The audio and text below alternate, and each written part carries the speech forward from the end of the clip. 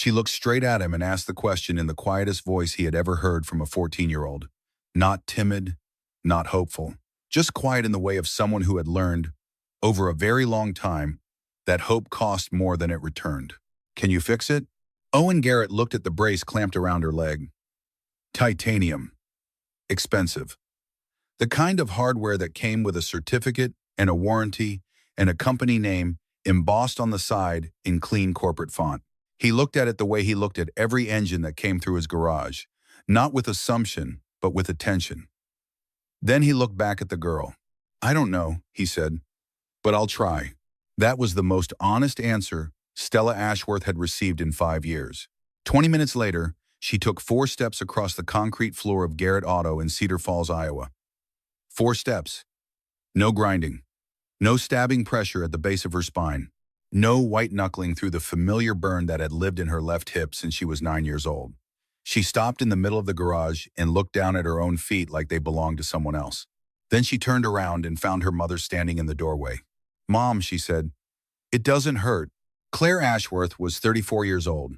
She had built a medical technology company from a 2-room office into a firm with 400 employees and offices in 3 cities. She had sat across from hospital boards and venture capitalists and never once let them see anything she didn't intend to show. She pressed both hands over her mouth. Her shoulders shook. $1.8 million. 9 specialists, 5 years, and a mechanic in Cedar Falls had seen what none of them had seen in less than 4 minutes, with a caliper and a phone flashlight. She had bought everything money could buy, everything except the one thing her daughter needed. This is the story of how they got there, and what it almost cost all of them. The morning had not been planned as anything other than a meeting. Claire had a board presentation in Des Moines at 2 in the afternoon, projections, acquisition review, the kind of slide deck that required 3 days of preparation and a very good blazer. Stella sat in the back seat with her headphones on, watching the flat Iowa landscape move past the window. She had not been asked if she wanted to come. She rarely was. But the alternative was staying home alone in the Chicago apartment, and neither of them said that out loud.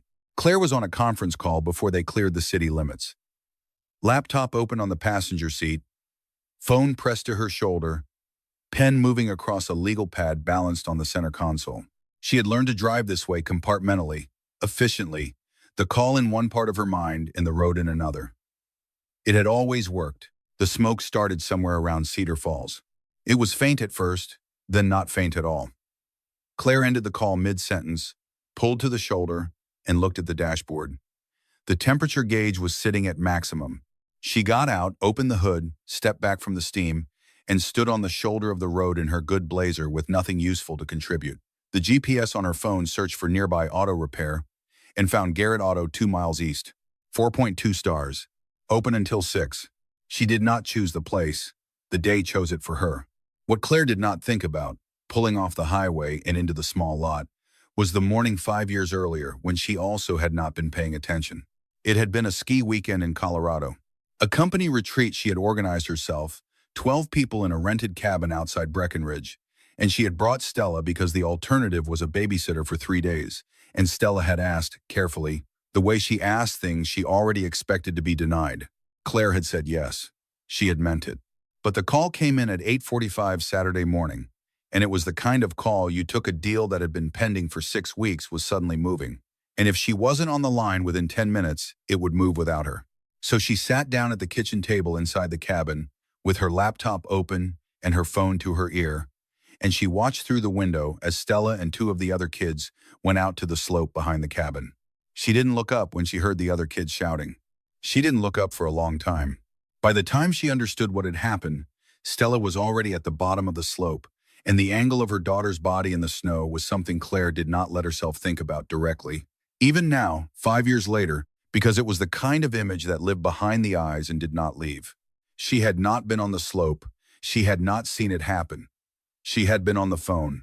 2 hours later, a doctor used the words spinal contusion and long-term mobility support, and Claire had nodded and asked precise, intelligent questions, because that was the only thing she knew how to do. She had written everything down. She had found the best specialist in Chicago within 48 hours, and then the second best, and then the third. She had purchased the highest-rated orthotic brace on the market, FDA certified, clinically validated, recommended by 2 of the 9 doctors who would eventually examine her daughter over the following 5 years. She had done everything correctly. She pulled into the lot at Garrett Auto and put the car in park and dialed the garage number before she had even turned off the ignition. Stella was already opening the back door. The garage was the kind of place that looked exactly like what it was, a working shop, not a showroom. One large bay with a good window on the east wall that let in clean afternoon light. A workbench along the back, covered in tools and paper, and the organized residue of actual labor. A radio somewhere, playing something low and country. Owen Garrett was under the hood of a pickup truck when they arrived, and he came out wiping his hands on a cloth that had seen better years. Stella stepped down from the running board of the SUV, and the brace caught the edge of the concrete step at the garage entrance. It was a small catch, the kind she had learned to navigate by shifting her weight quickly to the right, but Owen Garrett saw it. He put the cloth down. He walked over. He did not rush. He did not reach out to steady her or make a sound that suggested alarm. He crouched down and looked at the brace with the same focused quiet he gave to engines. Then he looked up at her. Does it hurt? Not, is she okay? Not, can I help? Not a question aimed at the mother standing 8 feet away with a phone in her hand. A question aimed directly at Stella. In a voice that expected an actual answer, Stella looked at him for a moment. Every day, she said. Claire, who had been mid-sentence on the phone, stopped. She took the phone away from her ear. She did not hang up. She just stopped talking. Inside the garage, Owen listened to Claire describe the treatment history with the same attention he had given the brace outside. She spoke efficiently 9 specialists, 4 adjustments, 2 minor surgical procedures, cumulative costs exceeding $1.8 million over 5 years. She used the vocabulary correctly. She had learned it. Owen let her finish without interrupting, and then he picked up the caliper from the workbench and asked Stella if she could sit on the stool by the tire rack. She sat. He crouched in front of her with the caliper and his phone flashlight and began measuring angles at the ankle joint, the knee, the hip contact point. Claire stood to the side with her arms folded, watching the way you watch a stranger handle something you can't afford to have broken. Under 4 minutes, that was all it took. The brace was misaligned at the ankle contact point 8 degrees off the neutral axis.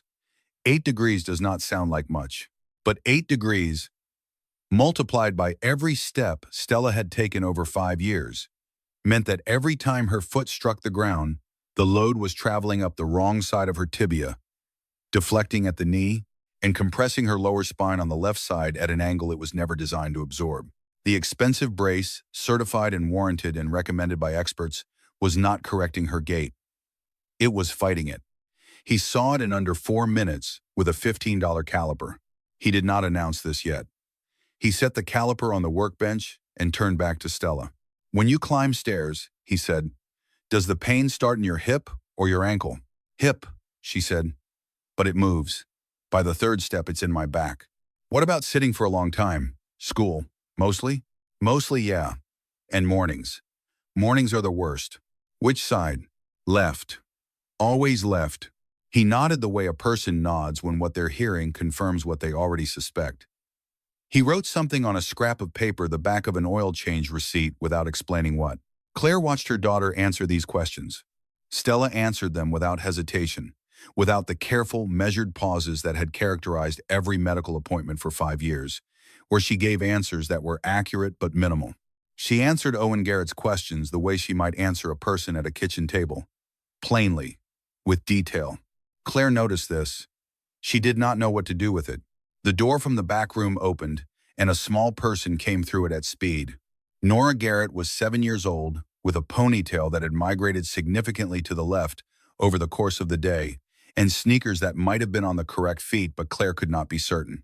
She was carrying a spiral notebook against her chest, and she stopped when she saw Stella the way children sometimes stop, not with shyness, but with the particular focus of someone who has identified something genuinely interesting. She looked at the brace on Stella's leg. What color is your brace? She asked without preamble. Silver or white? Because silver kind of looks like a robot. Green would look a lot better. Stella looked down at the titanium frame. Then she looked at the notebook Nora was holding, where the cover was decorated in markers. A drawing of a leg brace that bore no resemblance to any medical device currently on the market, but was covered in small handwritten notes that said things like, "Softer here and no sharp parts. And this part should bend." Nora opened the notebook to a page in the middle and held it up. "I'm working on designs," she said. "I've been working on them since my dad started studying. He says some of them are actually good ideas." Stella looked at the drawings for a moment. Something in her face changed, not dramatically, not in a way that would be obvious across a room, just a loosening at the corners of her mouth. A small movement that, had you been watching carefully, you would have recognized as the beginning of a real smile. Claire had been watching carefully. She was always watching carefully. She was standing outside by the car because she had been about to get back in it, because she had a presentation in Des Moines, and the meeting was still happening, and the garage said they could look at the car, but it might take 90 minutes, and then she saw her daughter's face. She left the car door open and walked into the garage. Owen brought a stool out from behind the workbench and sat down on the floor beside it, putting himself at Stella's level rather than standing over her. Nora climbed onto the stool and opened her notebook to a fresh page and uncapped a marker with the confidence of someone embarking on a serious professional consultation. "Walk me through it from the beginning," Owen said to Stella. "Not the clinical version, just what it actually feels like, day to day." Stella looked at him for a moment. Then she started to talk. She talked about mornings, the way the brace had to be positioned exactly, or the first 20 steps would set the tone for the whole day. She talked about school, about the particular combination of the desk height and the brace angle that made sixth period feel like someone was pressing a thumb into the base of her spine for 50 minutes. She talked about stairs, how she had learned to calculate staircases before she started them, counting steps and picking a side, the way you learn to navigate something unreliable. She talked about the nights. That was the part she had not said before. Not to the 9 specialists, not to the 3 physical therapists, not to her mother. She had said things were improving because that was the answer that moved everyone forward and kept the appointments from feeling like failures. But the nights were not improving. The nights were when the brace, after a full day of compensating, created its own pressure. A sustained compression on the lower spine that woke her. Sometimes at 2 in the morning, and that she dealt with alone because there was nothing her mother could do about it. And there was no reason to give her something else to carry. "I didn't want her to worry more," Stella said. "She worries enough already." The garage went quiet. Claire was standing 6 feet away. She had come in to be closer, to hear, and she had heard all of it. And now she stood completely still, with the particular stillness of someone who has just learned something they cannot unlearn. $1.8 million, 9 specialists, the best equipment, the most careful attention. And her daughter had been lying awake at 2 in the morning for years, alone with it, because she did not want her mother to have one more thing. Owen glanced at Claire. He saw the expression on her face, the thing that had no clean name, somewhere between devastation and recognition. He did not say anything. He turned back to his notes. Some moments needed to finish on their own. The conversation that followed was controlled and professional, and underneath those things, more brittle than it appeared. Claire waited until Stella had taken her notebook drawings back to the small room at the rear of the garage with Nora. And then she turned to Owen and told him that she understood he meant well and that she appreciated his attention, but that she was not going to allow an uncertified mechanic to make adjustments to a federally regulated medical device that had been prescribed and fitted by licensed specialists. "I appreciate your concern," she said, "but this is FDA-certified equipment. You're a mechanic." Owen nodded. He was not offended. He was also not backing down. "Do you want to know why it's destroying her spine?" he said. It was not aggressive. It was a genuine question. The kind you ask someone when you have information they need and you are trying to figure out if they are ready to receive it. Claire said nothing. Owen went to the workbench. He moved a plastic bin to the side and began laying things out: notebooks, printed pages, photocopied sections of textbooks, pages printed from academic journals, annotated and flagged and organized in a way that was immediately recognizable as the product of sustained, serious work. Not casual research, not weekend reading. 4 years of systematic self-education in orthotic biomechanics, built quietly in a garage in Cedar Falls between oil changes and brake jobs. He opened the notebooks to specific pages. The margin notes were detailed. The calculations were checked and rechecked in different colored ink. He had cross-referenced 3 separate papers on ankle joint load distribution and flagged the contradictions between them. Claire looked at the notebooks for a long time without speaking. Then Owen reached under the bench and brought out a small plastic case. He set it on the workbench in front of her and opened it. Inside was a prototype, a custom orthotic insert fitted with repositioned contact points and a redesigned ankle joint that transferred load along the correct anatomical axis. "You can call the police," he said. "You can call a lawyer. Or you can let me show you what this does." He looked at her directly. "That's your call." Claire looked at the prototype. She looked at the door to the back room where she could hear Nora explaining something to Stella with great authority. She set her phone face down on the workbench. She stayed. Owen worked until midnight. Nora fell asleep on the old sofa in the corner of the back room around 9 o'clock, curled into the cushions with Owen's denim jacket pulled over her like a blanket. She had been adamant about staying up, but her body had its own opinion. Owen covered her properly and went back to the bench. He was reconfiguring the contact geometry, removing the pressure point at the medial ankle, redistributing load across a wider surface area, repositioning the joint axis by 8 degrees. 8 degrees. The difference between 5 years of pain and potentially something else. The side door opened around 10:30. Ruth Calloway from the house across the alley came in carrying a ceramic pot still wrapped in a dish towel. She was 68 years old with a silver braid and the kind of quiet that belongs to people who have been through enough to know what silence is for. She set the pot on the end of the workbench chicken soup, still steaming, and looked at the work spread across the surface without saying anything about it. "My son was hurt years ago," she said finally. "Car accident. I know what you're trying to do." She didn't stay. Some people understand exactly when to leave. Owen ate the soup at the bench while he worked.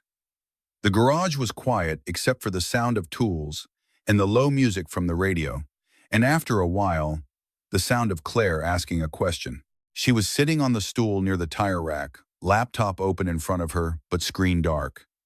She had been there for 2 hours without speaking, and Owen had not pushed. Now she asked, where had he learned this? How had a mechanic in Iowa ended up knowing anything about orthotic biomechanics? He told her about Cole. Cole was his younger brother, 26 years old at the time of the accident, a construction job, a scaffold collapse, a spinal injury that the surgeon said was operable, but that the insurance classified, on a technicality, as elective. The surgery cost $240,000. Owen had sold his truck, his tools, a piece of land their father had left them. He had come up short by $60,000, and he had kept working on it, and Cole had died on a Tuesday while he was still working on it. He had written something Cole said in the hospital on the back of a gas receipt. He still had it in his wallet. He didn't take it out, but he knew what it said. It said, "Don't let them go through this alone." He had started reading after that. It was the only thing he knew to do with what he was feeling. Library books, academic papers, online courses in biomechanical engineering that he worked through at night after Nora was asleep. He had built the first prototype 14 months ago and tested it on Gerald Marsh, his 72-year-old neighbor, a veteran who had been using a cane since a stroke 2 years earlier and who claimed loudly and frequently to hate it. Gerald now walked without it. Owen had photographed the results. He had a feeling he would need the documentation. Claire listened to all of this without looking away from him. Then she told him her version. Not the medical version she had given that in the first 10 minutes. The other version. The one she had told no one. Not the specialists, not her attorneys, not the therapist she had seen for 4 months after the accident before deciding the appointments weren't moving anything. She told him about the call, about the kitchen table, about the window she had been sitting next to that looked directly out at the slope, about the fact that the first time she looked up, she already knew something was wrong because of the way the other kids were standing. She had spent $1.8 million because it was the only language she had. She said it just that way. Owen didn't offer anything in return. He just nodded slowly, the nod of someone who understands without needing to translate it into comfort. That was enough. Possibly it was more than enough, because it was the first time anyone had simply let her say it and not tried to fix it. She stayed until 2 in the morning. She came back at 7. Owen had the prototype ready to fit by 8:15. He was on his second cup of coffee, and his hands were steadier than they had any right to be. Stella sat in the chair, and he fitted the modified ankle insert and recalibrated the hip alignment, working in silence with the careful focus of someone who knows they are not getting a second chance at a first impression. The morning light was coming through the garage's east window, early and gold and very clean. The kind of light that makes things look exactly as consequential as they are. Stella stood up. She took one step, then a second. Owen stayed where he was, crouched near the floor, watching the mechanics of it, the way the load was distributing, the angle of the knee, the levelness of the hip. He was watching for compensation, for the small involuntary corrections the body makes when something hurts. He was watching for the hitch in the stride that said the left side was bracing for impact. Third step. Fourth. He did not see any of it. He saw a 14-year-old girl walking across a garage floor. Nora woke up on the sofa and immediately understood that something important was happening. She did not say anything. She sat up straight and watched with her hands folded in her lap and her eyes very wide. Stella stopped in the middle of the floor. She looked down at her feet the way you look at something that has surprised you by behaving. There was a long moment where no one breathed. Then Nora made a sound that could best be described as an eruption and slid off the sofa and ran to Stella with her arms out. And the spell broke, and the garage was suddenly full of noise. Owen stood up. He pressed the heels of his hands briefly against his eyes.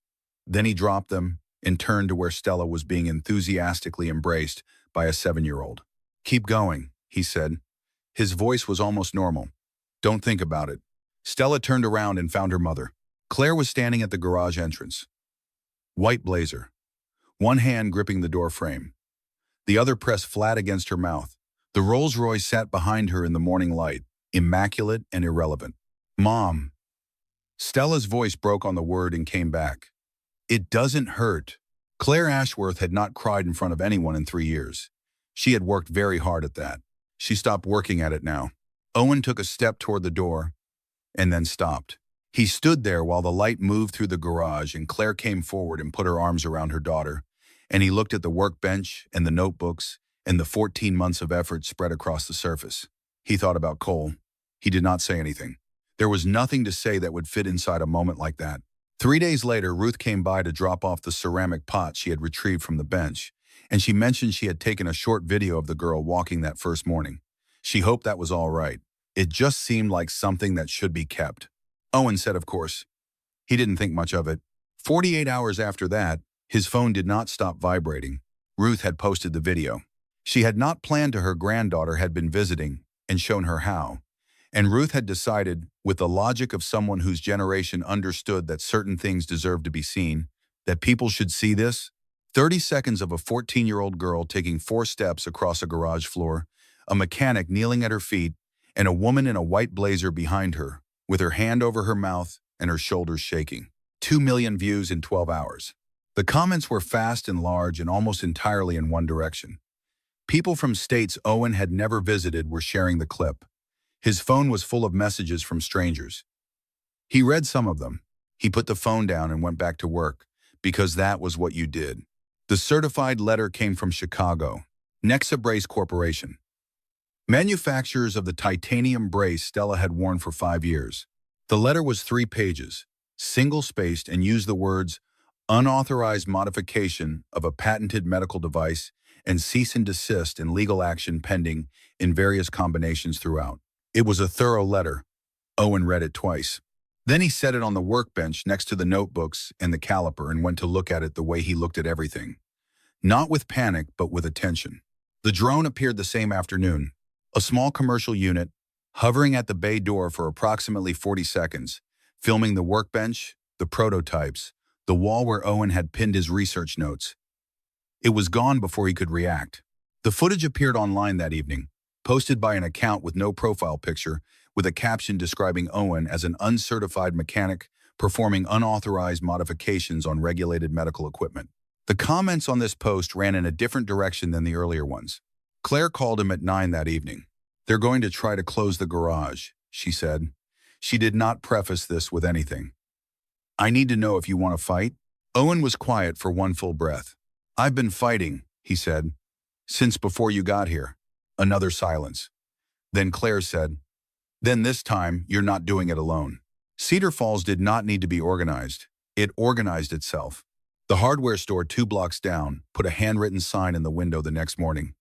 We stand with Garrett's garage. By the afternoon, there were 3 more in the storefronts along the same block.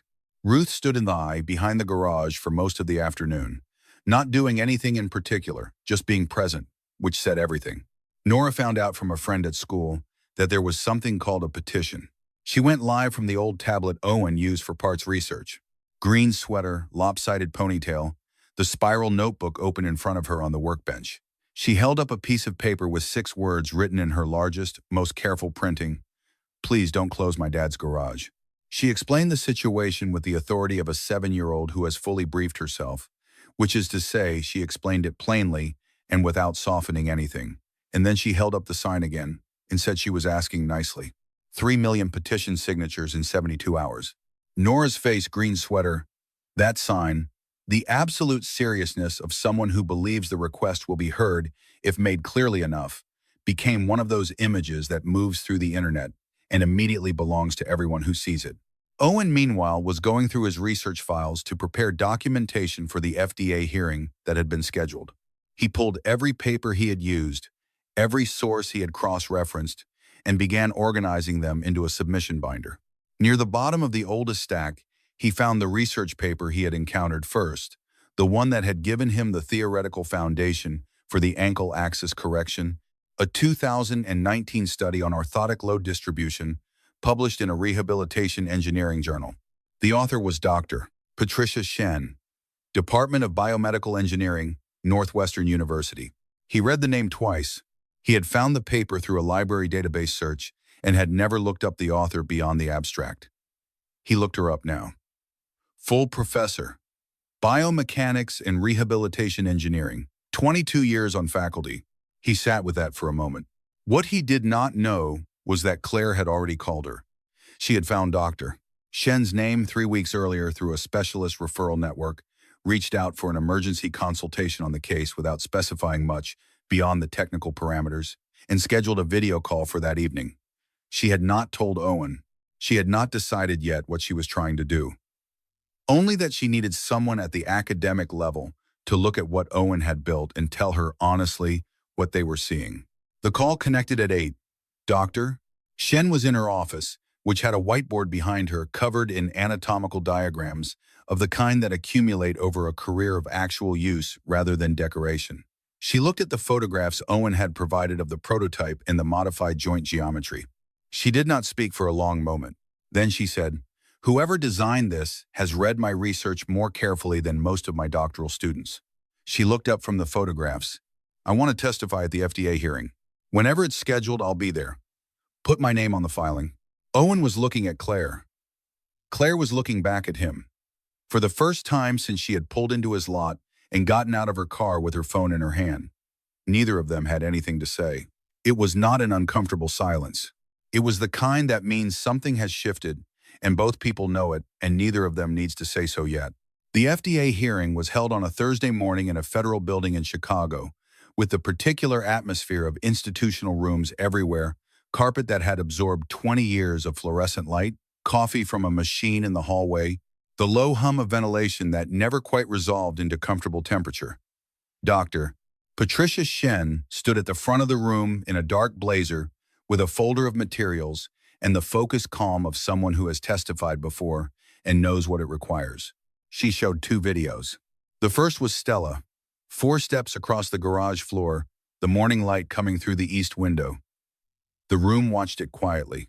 The second was Gerald Marsh, 72 years old, crew cut, the kind of bearing that comes from years of service and doesn't fully leave. He walked from his living room across the kitchen to the refrigerator and back, opened a cabinet, took out a coffee mug with both hands, set it on the counter. Then he stopped. He looked down at his feet. His expression had no single name. It was the look of a man encountering something he had quietly decided he was finished expecting, discovering he was wrong. He had been using a cane for 2 years. He was not using it now. He was standing in his own kitchen looking at his feet like they had given him a gift he didn't know how to accept. The second video ended. The room stood up. Not organized applause, not the kind produced by a moderator or a speaker wrapping up remarks. The spontaneous kind, the kind that comes from the back of the chest before the mind has decided anything. 17 people in a federal hearing room in Chicago, getting to their feet. Then the double doors at the back of the room opened. Stella Ashworth came through them at a pace that was not quite a walk and not quite a run. The pace of someone who has somewhere very specific to be and intends to get there. Chin up, brown hair, the orthotic brace on her left leg, moving with her stride instead of against it. 20 meters down the center aisle. She covered it in the time it takes to breathe. She hit her mother's arms at the front of the room, and Claire caught her and held on with both arms, and they stayed that way for a long moment. In the middle of the federal hearing room, with 17 people standing around them, and nobody suggesting they move, Stella pulled back just far enough to see her mother's face. "I'm sorry I didn't tell you," she said. "About the nights, about how bad it was." Claire shook her head. She couldn't speak yet. "And I forgive you," Stella said, "for the slope. I forgave you a long time ago. I just didn't know how to say it." She paused. "Because of him, I know how." Claire looked up. Owen was standing at the back of the room near the double doors. Jaw tight, eyes bright. He was looking at the ceiling with the careful expression of someone who is very full of something and is managing it precisely. He looked down when he felt Claire looking at him. She nodded. He nodded back. He looked back up at the ceiling and said, very quietly, one word: coal. 6 months later, a sign went up above the door of a converted warehouse 2 blocks from Garrett Auto. Dark wood, hand-routed letters. The kind of craftsmanship that takes longer than it needs to because the maker decided it was worth the time. The sign read, Garrett Mobility Workshop. And below that, in smaller letters, in memory of Cole Garrett. Owen had hung it on a Tuesday morning. He hung things on Tuesdays. It was the kind of decision that other people might not notice or understand, and that he felt no particular need to explain. The waiting room had a coffee pot that was always on, and a ceramic bowl of peppermint candies on the front desk. Owen had noticed early that children who took a peppermint when they sat down, relaxed their shoulders, and when the shoulders came down, everything that came after was easier. Small things. The small ones added up. Stella Ashworth enrolled in a pre-medicine program that fall at a university 40 minutes from Cedar Falls. She walked to class. She said it that way, walked to class with the flatness of someone reporting a fact so ordinary it barely warranted mention. Every person she told for the first time went briefly quiet in a way she had learned to recognize and still hadn't quite gotten used to. On Saturdays, she came to the workshop. She sat in the waiting room with the younger patients and talked about what it was like to wear a brace for years, about the new ones, about what changed and how. She drew diagrams on the backs of appointment cards and explained joint angles to 8-year-olds in language they could follow. She was good at it. She had the patience of someone who remembers needing to be explained to. Nora had filled 3 more notebooks with brace designs. Some of them Owen had begun incorporating into his consultations. She accepted this as entirely normal. He found it quietly extraordinary and said nothing about it, because some things are more powerful when they are simply allowed to continue. Ruth stopped by on a Tuesday afternoon with a covered dish and stayed for an hour, talking about her son. Beginning to end, the full shape of it, something she had not done before with anyone. Owen listened the way he listened to everything without filling the silences before they were ready to close. When she left, she stopped in the doorway and looked back at the workshop. "You have healed this whole neighborhood," she said. She said it to the room, not to him specifically. Then she left. He stood there for a moment with a caliper in his hand, the one he had been using since that first afternoon, worn smooth at the grip from months of fittings. He did not respond. Some moments don't need one. They just need someone to be present for them. The letter arrived on a Wednesday in a plain envelope with a Chicago return address. His name on the front in handwriting he recognized from a note she had left with a parts invoice weeks earlier when she had come by and he hadn't been there. He opened it at the workbench. It said, "Cedar Falls needs someone like you. I need someone like you. I haven't known how to say that because I've spent 3 years learning not to say things I can't take back. What I know is that I drove 3 hours last month and stood in front of your garage for 11 minutes and didn't knock. I think that probably says enough. When you're ready to respond, I'll be the one who drove 3 hours without knocking. Owen read it twice. He folded it along its original creases and put it in the pocket over his heart, where he kept the gas receipt with Cole's words on it. He went back to work. Nora looked up from the notebook. Who was that from? Owen picked up the caliper. He set it down. He smiled, not the version he used when he was managing something, but the other one, the one that cost nothing because it was simply there. Someone who's learning to knock, he said. Nora accepted this and went back to her drawings. Outside, Cedar Falls was doing what small towns do in the late afternoon, settling into itself. Lights coming on in the storefronts, the hardware store signs still in the window. Inside the workshop, the coffee was on, and the peppermints were full, and the waiting room had 3 people in it who had somewhere else to be in the morning and were here now. Owen Garrett picked up the caliper and went back to work.